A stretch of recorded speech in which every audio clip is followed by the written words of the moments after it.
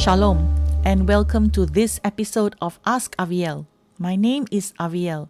You can ask me questions so that we can share, learn, and grow together.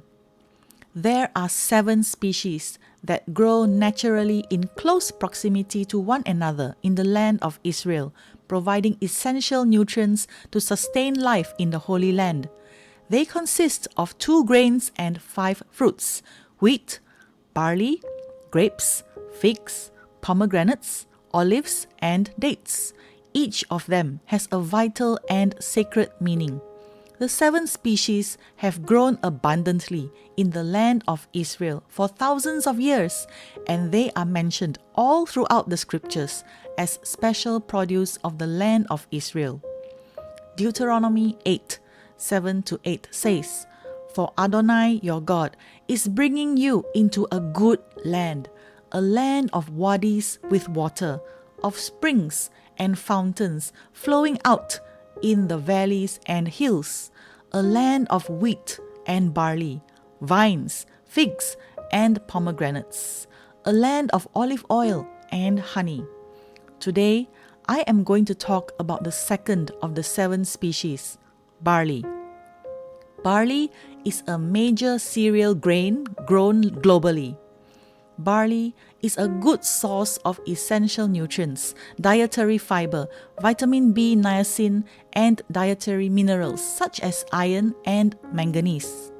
Leviticus 19:9 says, "When you reap the harvest of your land, you are not to reap to the very corners of your field, nor are you to gather the gleanings of your harvest."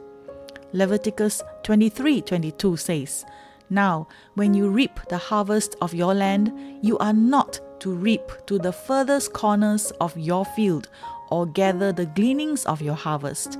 Rather, you are to leave them for the poor and for the outsider. I am Adonai your God." Field owners and farmers in Israel were not to completely harvest their fields until there was nothing left. They were commanded to leave a border framing their fields during harvesting. The specific measurements of the borders are not mentioned in the scriptures because that will depend on the generosity of the landowner.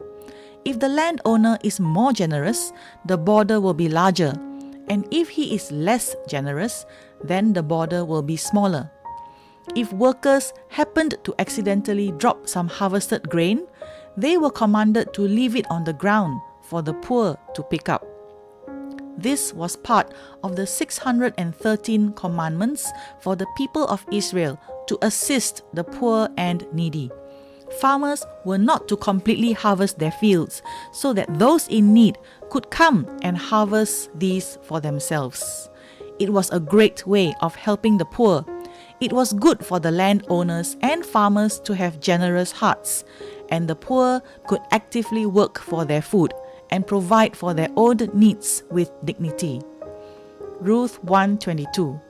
So Naomi and her daughter-in-law Ruth, the Moabitess, returned from the region of Moab. They arrived in Bethlehem at the beginning of the barley harvest. Both Naomi and Ruth were childless widows. They were among the lowest, most disadvantaged classes in Judah.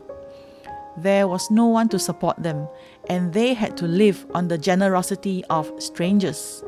They came to Bethlehem in Judah, and they were among the poor. Ruth decided to glean barley in the fields to support both herself and her mother-in-law Naomi. Ruth had a hard-working attitude and much loyalty to Naomi. Ruth happened to come to the field belonging to Boaz and gleaned there. Ruth came to that field because this is how the invisible hand of God works. God was guiding her with his personal supervision. Hashgacha Pratit. Ruth 2:19. Her mother-in-law asked her, "Where did you glean today? Where did you work? May the one who noticed you be blessed." She told her mother-in-law with whom she had worked, and she said, "The name of the man for whom I worked is Boaz." When the scriptures mention about someone's name, it refers to the character of the person. It says in Ruth 2 verse 1 that Boaz was a mighty man of valor, Ish Gibor Kayil. That means he was a highly respected nobleman. The name Boaz means, in him is strength. The fact that he arrived from Bethlehem in Ruth 2 verse 4 hints to us that this was a messianic passage and that Boaz was a shadow of the Messiah. Tragedies that come into our lives are not because of fate, chance, blind fortune, or bad luck. Tragedies are also not because of God's affliction. We just cannot see the end of the whole plan of God from a bird's eye view. Just like Ruth and Naomi, we will not perish from hunger during a famine. We will not be beaten during tough times, but God Himself will strengthen us and bless us. The Messiah will come. He is a mighty man of valor, Ish Gibor Kayil, Boaz. In him is strength. Let us find our strength in Yeshua HaMashiach. Thank you for joining me. I pray that this message inspires and challenges you. God bless you and your family. Shalom.